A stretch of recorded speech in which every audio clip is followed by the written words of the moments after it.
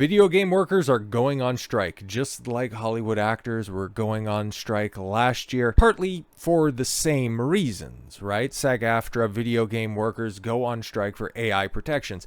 Video game actors say they want fair compensation and the right of informed consent for their AI uses for their faces, voices, and bodies. And yeah, I had the same take when it came to Hollywood strike last year. It's like when it comes to AI repurposing your likeness, your voice, your performance in general, I'm kind of on your side for that one. That's one of the few things I'm going to be on the side for. Actors and all this crap, I think a lot of their other complaints and a lot of their desires are unfounded, but yeah, when it comes to AI recreation of you as an individual, I don't really like any of that stuff. I know it's eventually going to happen, but to try to stem that tide, yeah, I'm with you on that one. Okay, so SAG-AFTRA members who perform in video games are striking starting on Friday. The group announced Thursday, July 25th, citing over a year and a half of contract negotiations that failed to reach a deal. Workers representing companies including Electronic Arts, Disney, Take-Two, and more are demanding better compensation and informed consent for artificial intelligence use of their likenesses. So that's why we're starting this stuff, because guess what this is going to end up impacting?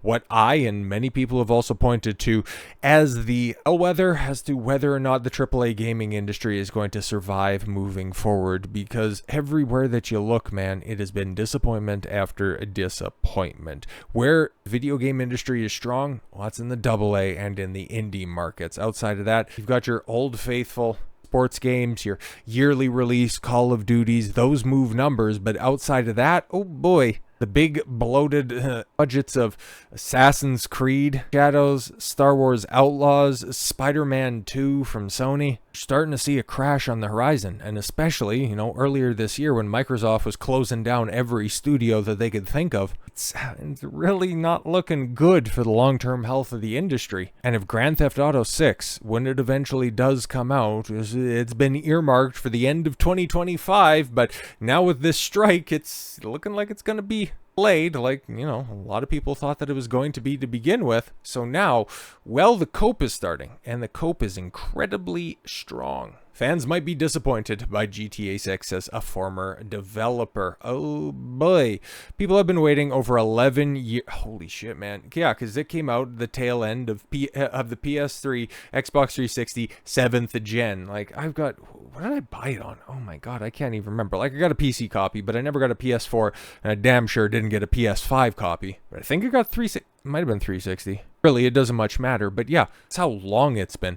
Remember back during the PS2 days, you had, what, 3? You had the 3 best, arguably, okay? It's been a minute since I played GTA 5, and I had a pretty good opinion of the game. Like, I played it back, on the 7th gen. I played through the campaign. I think I tried like 10 minutes of online, and it really wasn't for me. When it came to the campaign, yeah, I liked it. There was a lot of stuff to do, and it was very impressive back in the cut. But it still didn't hold a candle to GTA 3, Vice City, and San Andreas. And those came out in boom, boom, boom, a quick succession. And it was also around so long that you had those PSP ports. What was it? Liberty City Stories, and did you had Vice City Stories that were on there? But regardless, those ended up getting PS2 ports as well. So you had 5 GTA games in a shorter period of time that you've had GTA 5 to GTA 6. They've been building this game up for a very long time. So yeah, people have been waiting over 11 years, and the anticipation for this game is unlike anything we have ever seen in the gaming industry. I don't think I'm underselling this.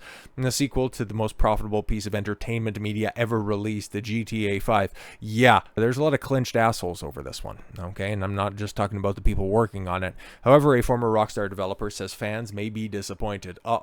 Spotted by 80 level, okay, in a recent interview between former Rockstar developer Obi Verjamin, okay, and San and Play YouTube channel. It's probably Vermeer, said the upcoming GTA 6, I don't think it's going to be wildly different than GTA 5. Yep, they're scared. They want to continue to make money, and they know that at this point in time, like the last person to experience fresh off the press the GTA campaign, yeah, we're probably talking people in any sizable quantity 5 years removed from this. Like, come on, man. With the release of the updated PS5, Xbox Series port. Like, come on. I think people may be a little bit disappointed on the first day. He suggests that they won't get the same kind of jump in graphics as we did between older games in the series. And yeah, here's the thing, man. Like, the jump from 4 to 5 wasn't really that big. It wasn't really that impressive because, yeah, that ended up coming out in the same generation, obviously, much earlier with 4. I hate 4. I thought that game sucked ass. I played through it once and never again. I have zero desire to pick that stuff back up, outside of maybe like a heavily modded version on PC just to check out the DLC. But yeah, man, and especially when you get the PC ports that are out there, this shit starts to look pretty damn decent. But yeah, we've seen the first trailer, huge trailer that's out there, and a lot of the pre-rendered footage. Shit looks pretty nice, all things considered, but it should be. But also in this day and age, okay, we've kind of reached, and I would argue it was probably around the 7th generation, a point in time where graphics look good enough, and we've just seen little incremental changes, more particle physics, better explosions, unless we're talking Star Wars Outlaws, graphical leaps, graphical jumps, better shadows, tighter facial animations don't really move the market as they used to. That's kind of why if GTA 6 is going to sink or swim, it's going to be on the gameplay, going to be on if they can go ahead and maintain what it means to be a GTA title. Despite his concern, people will be disappointed. Vermeer says he still believes that GTA 6 will be the best game out there. I love the Miami vibe. The scene blows me away as one on the beach where everybody seems to be doing something else. Every character has got his own animation. I think it looks pretty amazing. It's going to be a good game. GTA 6 is due to launch in autumn of 2025, but then, with the actor strike and all that, very likely to be pushed a little bit further into the future on that, and it looks like they're already trying to run cover for it. Grand Theft Auto developer claims negative review campaigns can lead to significant harm, including loss of players and revenue. If the most surefire billion-dollar game, hell, GTA 5, what is it sold? Over 300 million copies, for Christ's sakes? It is, yes, like it was pointed out, the single best-selling, single most profitable piece of entertainment in history. Like, this is going to make money. It's going to make a lot of money. If they're floating the idea that, oh yeah, review bombing can end up hurting the long-term viability of the game, you know how you can go ahead and rid yourself of those aspersions? You make a good game. Grand Theft Auto publisher Take-Two Interactive shared a number of risks the company faces, including negative review campaigns, which it claims can lead to significant harm, including the loss of players and revenues. Take-Two Interactive's Form 10-K filing with the U.S. Securities and Exchange Commissions. Okay, so an SEC filing. The company listed a number of risks it faces, including the competitive nature of the video game industry, but your Grand Theft Auto. But I understand, you gotta put that up there. That is a risk, I guess. Like, if something fills that gap between the release of 6 and today, like, okay, the health of the console market, because yeah, this is obviously going to be going to consoles first, and then a year and a half later, they'll do a PC port, because that's the way that Rockstar has done stuff for a very long time. The development and growth of AI technology, data breaches, worker unionization, maintaining license agreements with Sony and Microsoft, the growth of the mobile market, monetizing free-to-play games, and more. The company also lists negative reviews as a significant risk to its business, and that's why they're floating the idea that, you know what, it's probably not going to be a lot different from GTA 5, but people like GTA 5, right? It's just going to have supplementation to a lot of stuff that you love. Trust me, it's going to be fine. Interactive explains if the ratings of any of our games decline or we receive significant negative reviews that result in the decrease in our ratings, our games could be more difficult for players to find or recommend. In addition, we may be subject to negative review campaigns or defamation campaigns intended to harm our ratings. Yeah, and to be honest, there's one game that's out there right now that I'm very partial to because, well, I've played through it and I've invested 230, just about 250 hours. I can't quite remember. It's been a minute since I've played it because I've just been so damn busy lately. But Final Fantasy VII Rebirth, for as many people that want to claim it's woke, it's been infected. Oh, there's the gay NPCs. Shit makes me sick to my stomach. How people want to go ahead and paint that.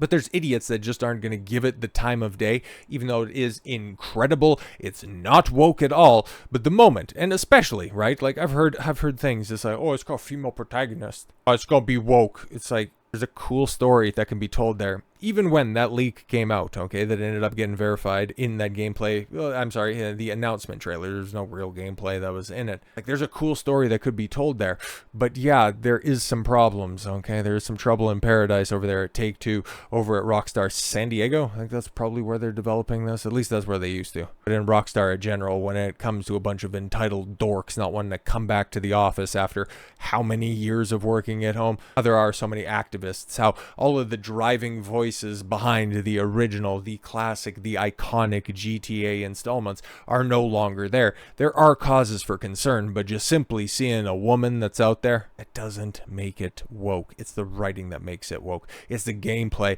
that makes it receive negative reviews. It's a lack of innovation after over a decade between releases that will lead to negative reviews. So yes, Take-Two, Rockstar, you have a lot of pressure, okay? You have a lot of anticipation for this release. You know that you don't want to mess this up. We don't want you to mess this up. Gaming in general doesn't want you to mess this up. So a little bit of advice, just don't.